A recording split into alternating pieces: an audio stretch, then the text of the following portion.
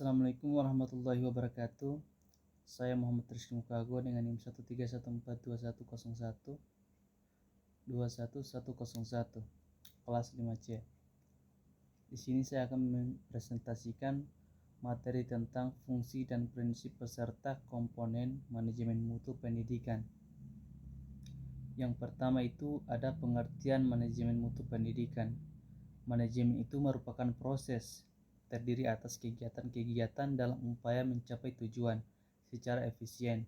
Manajemen adalah kegiatan mengarahkan sumber daya sekolah melalui tindakan yang rasional dan sistematik yang mencakup perencanaan, pengorganisasian, pengarahan, tindakan, dan pengendalian mutu untuk mencapai tujuan sekolah. Secara umum, mutu adalah gambaran dan karakteristik menyeluruh dari barang atau jasa yang menunjukkan kemampuannya dalam memuaskan kebutuhan yang diharapkan atau yang tersirat. Manajemen mutu menurut Anan Nur adalah suatu cara dalam mengelola suatu organisasi yang bersifat komprehensif dan terintegrasi yang diarahkan dalam rangka memenuhi kebutuhan pelanggan secara konsisten dan mencapai peningkatan secara terus-menerus dalam setiap aspek aktivitas organisasi.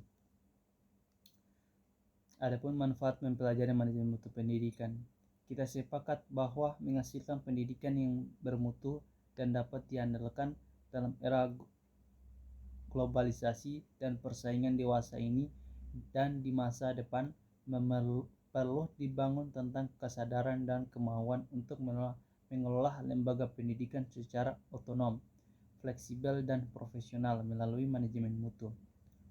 Pendidikan yang bermutu dan berkualitas merupakan harapan dan dambaan bagi setiap warga negara ini.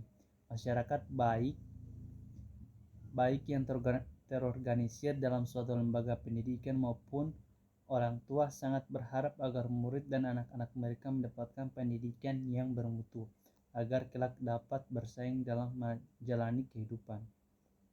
Selanjutnya, faktor-faktor yang mempengaruhi peningkatan mutu pendidikan. Itu yang pertama, tingkat kelembagaan. Terbagi menjadi beberapa. Yang pertama, perlu dikembangkan berbagai fasilitas kelembagaan dalam membangun sikap, semangat, dan budaya perubahan. Yang kedua, peningkatan kemampuan pembelajaran para guru dilakukan melalui berbagai kegiatan profesional secara periodik dan berkelanjutan. Yang ketiga, peningkatan kemampuan pembimbingan profesional siswa melalui berbagai kegiatan profesional di sekolah secara prodik. Yang keempat, peningkatan kualitas pelaksanaan praktik pengalaman lapangan atau PPL di tempat praktik dengan mengiatkan kegiatan kolaborasi lembaga pendidikan dengan tempat praktik serta penyelenggaraan uji kompetensi profesional siswa pada akhir program pendidikan sebelum mereka dinyatakan lulus. Adapun individu guru itu terbagi menjadi dua, melakukan perbaikan pembelajaran secara terus-menerus berdasarkan hasil penelitian, tindakan kelas atau catatan pengalaman kelas dan catatan perbaikan.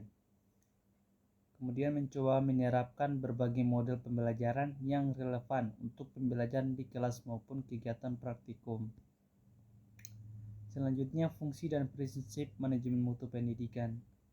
Yang pertama, pengembangan visi dan misi. Pengembangan visi dan misi merupakan tujuan unik yang melingkupi aktivitas dan dapat dimanfaatkan sebagai kekuatan mutu layanan organisasi. Visi dan misi merupakan pedoman yang mendasari seluruh program atau bagian dari sekolah, lembaga, organisasi. Yang kedua, perencanaan atau planning. Perencanaan pada hakikatnya adalah aktivitas pengambilan keputusan tentang sasaran apa yang akan dicapainya, tindakan apa yang akan diambil dalam rangka mencapai tujuan atau sasaran tersebut, dan siapa yang akan melaksanakan tugas tersebut. Yang ketiga, pengorganisasian atau organizing. Pengorganisasian merupakan kegiatan dasar manajemen. Pengorganisasian dilakukan untuk menghimpun dan menyusun sumber daya yang disyaratkan dalam rencana. Yang keempat, penggerakan atau actuating. Penggerakan adalah salah satu fungsi manajemen yang berfungsi untuk merealisasikan hasil perencanaan dan pengorganisasian. Yang kelima, pengawasan atau controlling. Pengawasan merupakan fungsi manajemen yang berguna untuk mengetahui seberapa jauh rencana yang telah ditetapkan sebelumnya dapat tercapai. Selanjutnya, prinsip manajemen mutu pendidikan. Peningkatan mutu pendidikan bagi sebuah lembaga pendidikan saat ini merupakan prioritas utama. Hal-hal ini merupakan yang terpenting dalam membangun pendidikan yang berkelanjutan. Oleh karena itu, para tenaga pendidikan harus memiliki sebuah prinsip manajemen dalam melakukan setara perubahan pembangunan ke arah pendidikan yang bermutu. Ada 4 prinsip utama dalam manajemen mutu pendidikan, yaitu prinsip pelanggan. Yang kedua, respek terhadap setiap orang. Yang ketiga, manajemen berdasarkan fakta. Yang keempat, perbaikan terus-menerus. Adapun peningkatan mutu pendidikan, mutu tidak terjadi begitu saja. Ia harus direncanakan. Mutu harus menjadi bagian penting dari strategi institusi dan didekati secara sistematis dengan menggunakan proses strategis. Mutu yang dapat ditingkatkan dalam pendidikan adalah meliputi input, proses, dan output pendidikan. Proses pendidikan adalah mengubah sesuatu menjadi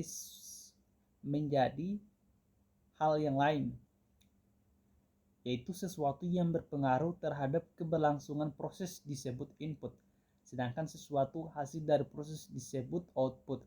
Pelaksanaan rencana peningkatan mutu dengan mendayagunakan sumber daya pendidikan yang tersedia semaksimal mungkin. Mungkin pengalaman masa lalu yang dianggap efektif dan menggunakan teori-teori terbukti mampu meningkatkan kualitas pembelajaran. Adapun kebijakan peningkatan mutu pendidikan. Kebijakan peningkatan mutu pendidikan sebagaimana yang dimaksudkan dalam Renstra Pendidikan Nasional diarah pada pencapaian mutu pendidikan yang semakin meningkat dan mengacu pada standar nasional.